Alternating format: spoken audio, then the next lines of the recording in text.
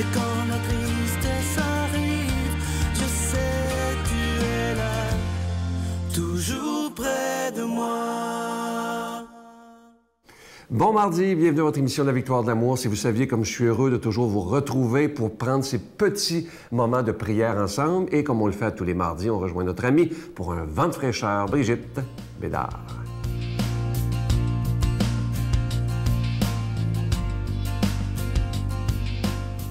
Bonjour tout le monde! Est-ce que vous connaissez ça, les Air Miles? Oui, hein? Tout le monde connaît ça. Tout le monde a sa petite carte bleue. Puis, bon, quand tu vas à l'épicerie, tu passes ta petite carte bleue, à la pharmacie, gna gna.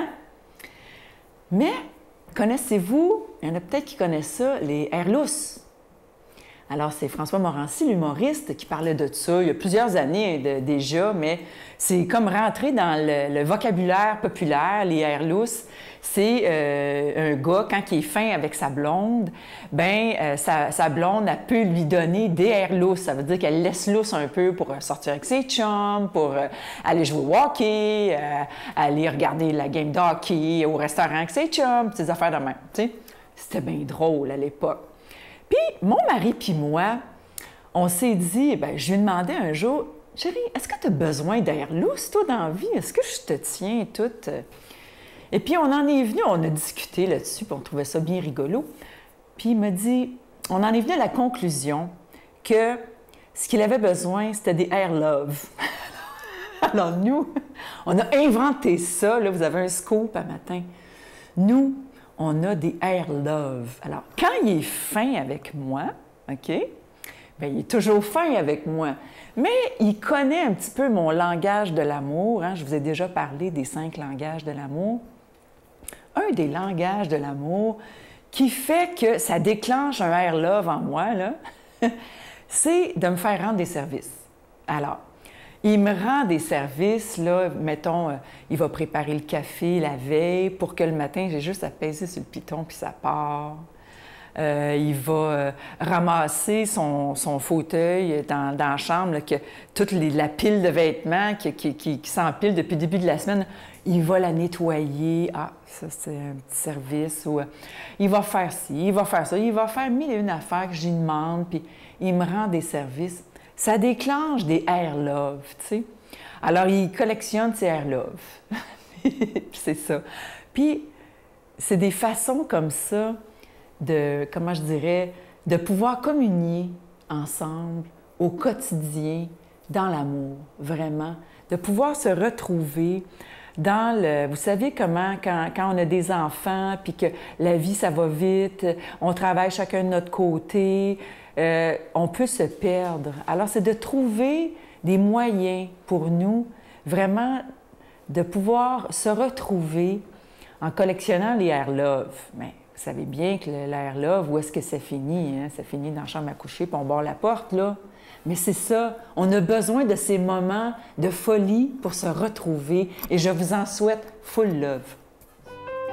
Notre Père qui es aux cieux, que ton nom soit sanctifié, que ton règne vienne, que ta volonté soit faite sur la terre comme au ciel. Donne-nous aujourd'hui notre pain de ce jour. Pardonne-nous nos offenses comme nous pardonnons à ceux qui nous ont offensés. Ne nous laisse pas entrer en tentation, mais délivre-nous du mal, car c'est à toi qu'appartient le règne, la puissance et la gloire pour les siècles des siècles. Amen. La Victoire de l'amour vous invite à sa retraite spirituelle dans le centre du Québec les 6, 7 et 8 octobre 2017 sous le thème « Découvrir Dieu comme un Père ».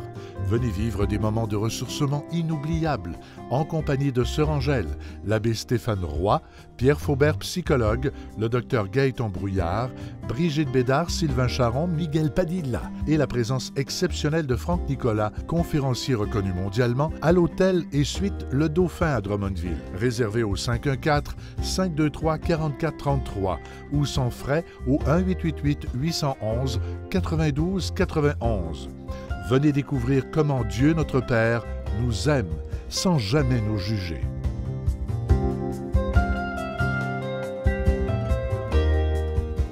Je suis tellement heureux de vous présenter ce beau cadeau du mois pour le mois d'août. Il s'agit d'un chapelet en bois d'olivier. Il est déjà béni, évidemment, mais ce qu'il y a de particulier, ce chapelet, c'est qu'il n'est pas fait en usine. Il est fait à la main par une communauté religieuse du Mexique, imaginez-vous, à Mexico. Et vous allez voir même des images présentement. Et la supérieure nous a même fait un message en disant merci de les faire fabriquer chez nous parce que ça nous permet à nous maintenant d'aider les plus démunis. Alors imaginez, lorsque vous faites un don à la Victoire de l'amour et que vous recevez ce beau chapelet qui est fait à la main en bois d'olivier, vous aidez aussi par la même occasion des gens qui sont très démunis. Alors je vous rappelle que c'est avec un don de 25 $ et si vous en voulez deux, c'est avec un don de 40 $ et la religieuse nous expliquait dans un message qu'elle nous a envoyé que les sœurs qui font les chapelets le font dans la prière, dans l'entraide. Alors, c'est vraiment pas une usine, là. C'est fait dans l'amour et dans la prière. Je vous donne l'adresse. La Victoire de l'amour, casier postal 120, succursale Boucherville à Boucherville, le J4B 5E6, je vous la redonne. La Victoire de l'amour, casier postal 120, succursale Boucherville à Boucherville, le J4B 5E6. Également par téléphone, par carte de crédit du lundi au jeudi de 8h à 5h pour la période estivale dans le 514-523-4433, 523-4433 ou sans frais,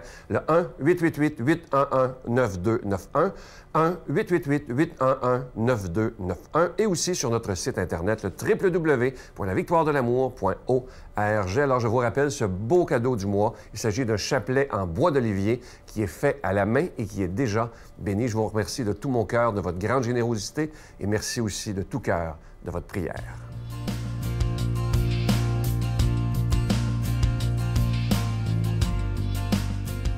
Mon Dieu, donnez-moi la sérénité d'accepter les choses que je ne peux changer, le courage de changer les choses que je peux et la sagesse d'en connaître la différence.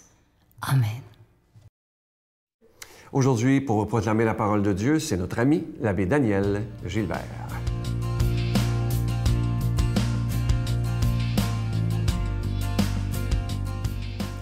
Laissant la foule, Jésus vint à la maison. Ses disciples s'approchèrent et lui dirent « Explique-nous clairement la parabole de l'ivraie dans le champ. » Il leur répondit « Celui qui sème le bon grain, c'est le Fils de l'homme. Le champ, c'est le monde.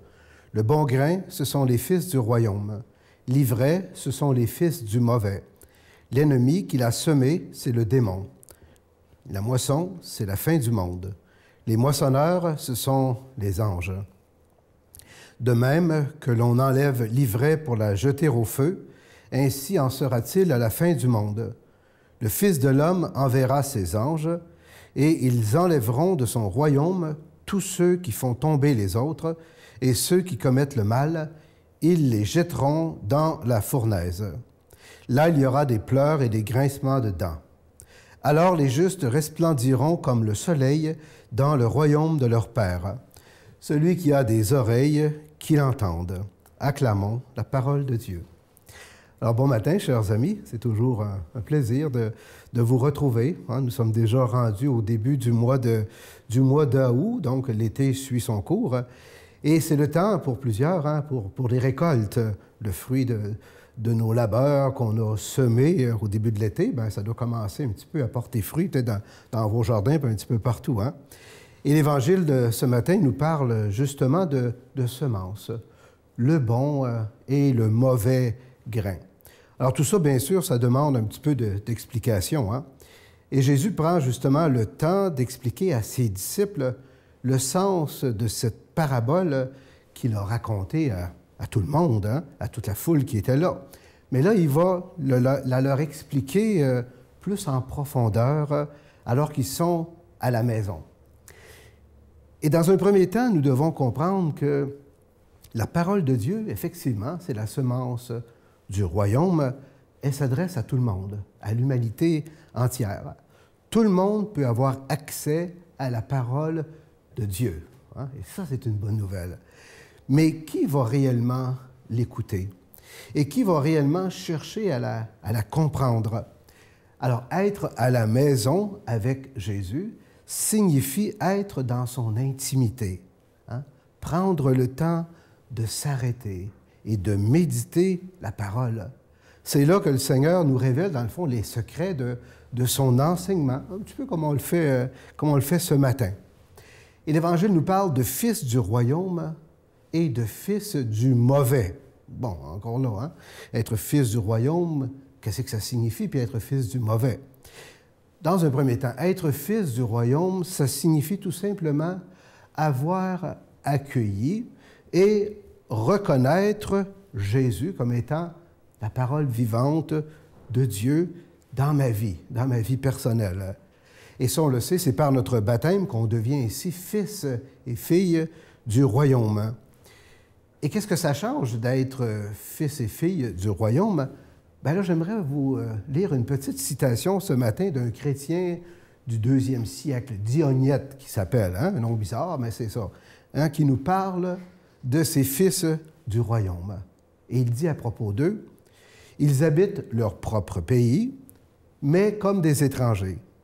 Ils prennent part à tous leurs devoirs de citoyens, mais sont considérés comme des étrangers. Ils se déplacent comme tout le monde, ils ont des enfants comme tout le monde, ils ont des repas en commun, mais jamais le lit. Ils passent leur vie sur la terre, mais ils sont citoyens des cieux. Ils obéissent aux lois établies, mais par leur genre de vie, ils dépassent les lois. Ils aiment tous les êtres et sont par tous persécutés. Mais ceux qui les haïssent ne savent pas dire le motif de leur haine. » Vous voyez, cette citation ce matin de Dionyette est intéressante parce qu'on peut l'appliquer à nous autres aujourd'hui. Parce que être fils du royaume, dans le fond, c'est simplement vivre notre vie au cœur du monde, mais en se sachant habité par ce Dieu d'amour, hein, qui a semé en nous cette parole d'espérance de la vie éternelle. On n'est que de passage sur cette terre. C'est bon de se le rappeler, des fois, vous savez, hein? On est des enfants du royaume. Et la tentation, ça pourrait être de mépriser le monde qui ne pense pas comme nous. Hein? C'est évident qu'il y a des fils du mauvais dans le monde, hein? Du mensonge, de la corruption, de la haine, de la méchanceté gratuite, des actes terroristes, hein? On en voit à tous les jours à la télé. Pourtant, l'Évangile ne nous dit pas de juger le monde, d'arracher les vrais. Ce n'est pas notre rôle, ce n'est pas notre responsabilité. Tout ça, ça appartient à Dieu. À la fin des temps, il y aura un tri naturel qui se fera, mais toujours, par exemple, à la lumière de la miséricorde de Dieu. Hein? C'est Dieu qui est miséricordieux. Puis heureusement qu'on n'a pas cette responsabilité-là, nous autres, de juger le monde. Hein? Alors voilà la bonne nouvelle pour nous autres ce matin, chers amis, à travers cette belle parabole du bon grain qui est semé en nous, c'est sa parole. Faisons-lui porter du bon fruit dans notre vie au quotidien. Et moi, je vous bénis au nom du Père et du Fils et du Saint-Esprit. Amen. Je vous salue Marie, pleine de grâce. Le Seigneur est avec vous. Vous êtes bénie entre toutes les femmes, et Jésus, le fruit de vos entrailles, est béni. Sainte Marie, Mère de Dieu, priez pour nous pauvres pécheurs, maintenant et à l'heure de notre mort. Amen.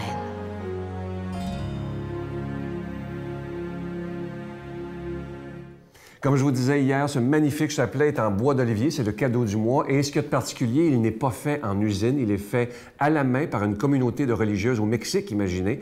Et la supérieure fait dire à la Victoire de l'amour qu'ils sont tellement contentes de faire ça pour nous, parce que eux aussi, ça les aide, parce qu'on doit leur donner quelque chose pour faire des chapelets, mais ça les aide à s'occuper des plus démunis dans leurs œuvres. Alors, en faisant un don à la Victoire de l'amour, vous aidez aussi les plus démunis. Merci de tout cœur de votre grande générosité et vous allez le recevoir très, très rapidement dès que vous le commandez. Il est déjà béni. Bonne journée. Bye bye.